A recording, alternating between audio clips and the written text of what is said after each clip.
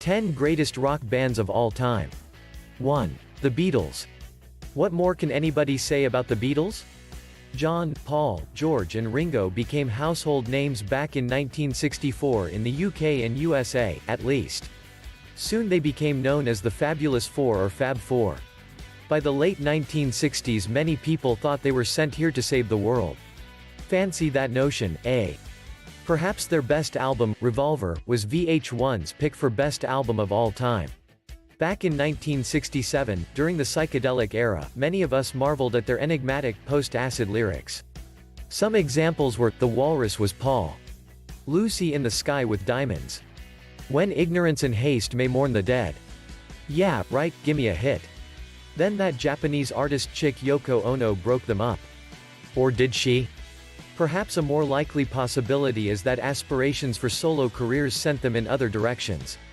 At any rate, we'll probably never see their like again. But people must try to bring them back in some fashion. Currently, the Cirque du Soleil production of Love in Las Vegas is a musical production based on the Beatles' music. Hey, Strawberry Fields Forever. 2. Led Zeppelin.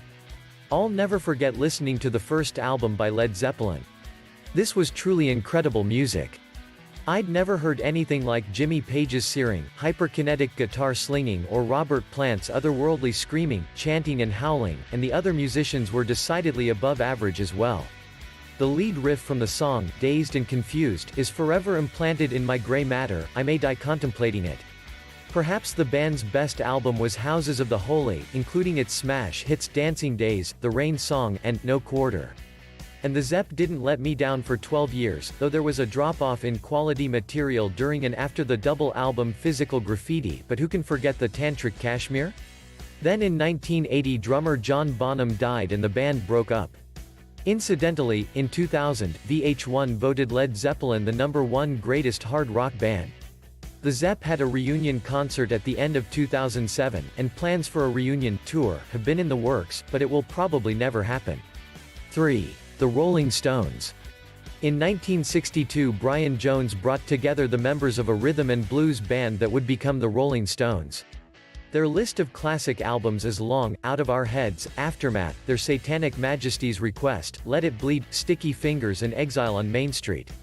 Unfortunately, the band transmogrified after the death of guitarist, musicologist Brian Jones in July 1969. Some rock purists think the Rolling Stones were never as good afterwards. The Stones sponsored Altamont Bummer concert in December 1969, where a Hell's Angel stabbed a black man to death, may not have helped their group psyche as well. Be that as it may, about this time, the band began trumpeting themselves as the greatest rock and roll band in the world. Evidence of this could be their live album Flashpoint, released in 1991. Rock never sounded so good. At any rate, their longevity certainly speaks for itself, as the band performed at the 12th of December 12 concert, highlighting a tour to celebrate 50 years of rocking out. 4. The Jimi Hendrix Experience.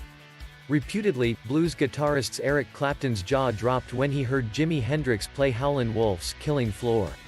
I'll bet many jaws went south when the Jimi Hendrix Experience, the eponymous power trio, hit the music scene in the UK the latter part of 1966.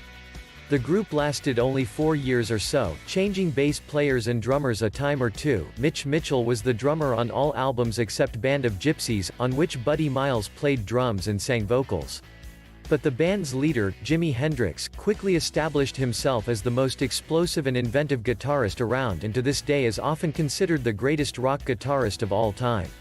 Rolling Stone magazine voted him as such in 2003.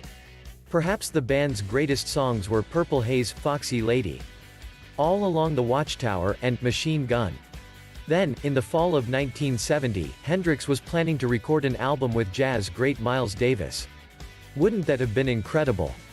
Unfortunately, the band's stardom was cut short by the death of Jimi Hendrix in September 1970. Well, to use an astronomical metaphor, appropriate somehow, blue giant stars, because they're so enormous, burn out in a relatively quick and spectacular fashion, ending in a cataclysmic explosion known as a supernova. Yes, they go, boom. Alas, poor Jimmy ended likewise. 5. Pink Floyd. Few rock bands have been as influential as Pink Floyd, which formed in 1965. Pink Floyd has sold over 200 million records and still performs from time to time. Their first album, The Piper at the Gates of Dawn, was released during the Summer of Love in 1967. Perhaps the album's greatest hit was Interstellar Overdrive, a decidedly psychedelic title and tune, during a very trippy time, if you remember. In 1965, lead guitarist Syd Barrett, suffering from mental problems, was replaced by his friend David Gilmour. The band has produced numerous hit albums over the years, particularly classics such as The Dark Side of the Moon and The Wall. After breaking up in 1996, Pink Floyd reunited for the Live 8 concert in 2005. Sadly, Syd Barrett died in July 2006, but Pink Floyd's space music will never perish. 6. U2. U2 seems to be one of the most popular musical acts in the world, and a band with a social conscience. One of their first songs, 1983's Sunday Bloody Sunday, commemorated the slaughter of civilians during upheavals in IRA-embattled Ireland. The band was also prominent at the Live Aid for Africa concerts in 1985. Bono, the lead singer of the group, remains a social activist on the world scene, visiting trouble spots with the regularity of a United Nations ambassador. Of course, U2 has written ballads too, perhaps most prominently I Still Haven't Found What I'm Looking For, featured on their album Joshua Tree, rated number 15 on VH1's list of the 100 greatest rock albums of all time, compiled in 2001. If any rock group lasts as long, or even longer, than the Rolling Stones, it may be U2. By the way, U2 puts on a spectacular live show, particularly when performing in arenas or stadiums. In that regard, The Edge, aka David Howell Evans, U2's lead guitarist, seemingly uses a different guitar for every song U2 plays. Small wonder, since it appears every guitar has a unique tone the artist must utilize to its fullest.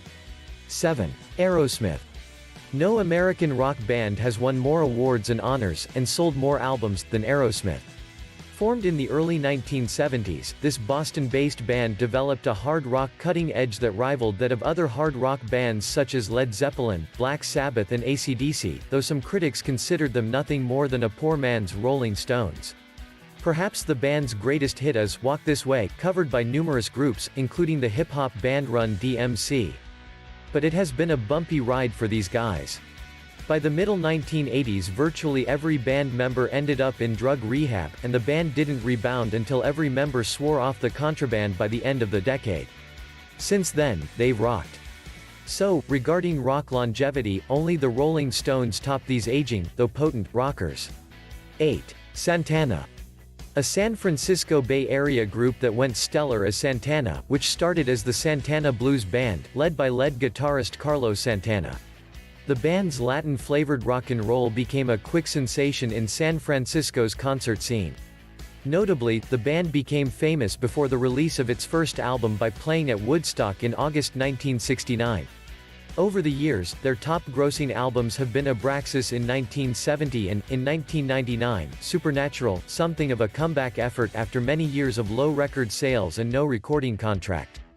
Santana has undergone numerous personnel changes over the years, but Carlos Santana certainly hasn't retired to the old folks' home. He's recorded and toured with such notables as Buddy Miles, John McLaughlin, Wayne Shorter, Alice Coltrane, Stanley Clarke, Herbie Hancock, Vernon Reid and Eric Clapton. And, in 2016, classic band members regrouped, releasing the album Santana IV and its hit single, Anywhere You Want to Go. 9. Pearl Jam. A multitude of rock fans fell in love with the first album by the Seattle grunge band Pearl Jam. 10, released in 1991, is certainly one of the greatest rock albums of all time. VH1 listed it as number 79 on the list of 100 greatest rock albums of all time. Way too low, don't you think? Anyway, members of Pearl Jam thought enough of their fans to sue Ticketmaster because they thought it was charging too much for tickets to their concerts. They wanted to keep the price below $20 per ticket. Unfortunately, the band lost the lawsuit. After many changes in personnel over the years, though lead singer Eddie Vedder remains the group's main man, the band continues touring and cutting albums. Moreover, many of their performances have been recorded and released on CDs. Bootlegs of such are available too. In 2017, Pearl Jam was inducted into the Rock and Roll Hall of Fame. 10. Queen. Queen is certainly one of the most innovative, progressive and experimental rock bands of all time, producing such timeless hits as Bohemian Rhapsody, Somebody to Love, We Are the Champions, and We Will Rock You. Having sold as many as 300 million albums worldwide, Queen has been one of the most commercially successful rock bands as well. Forming in 1971 and producing their first album in 1973, Queen's best days featured Freddie Mercury on lead vocals, Brian May on lead guitar and Roger Taylor on drums. Generally, critics have loved Queen's music too, as their singles and albums have landed on numerous best-of lists such as A Night at the Opera, voted number 16 on Q magazine's list of the 50 best British albums ever, compiled in 2004. Since the death of Freddie Mercury in 1991, Queen has continued recording and touring, now a legendary assemblage of exemplary rockers with a list of accolades and awards too long to put in this meager space.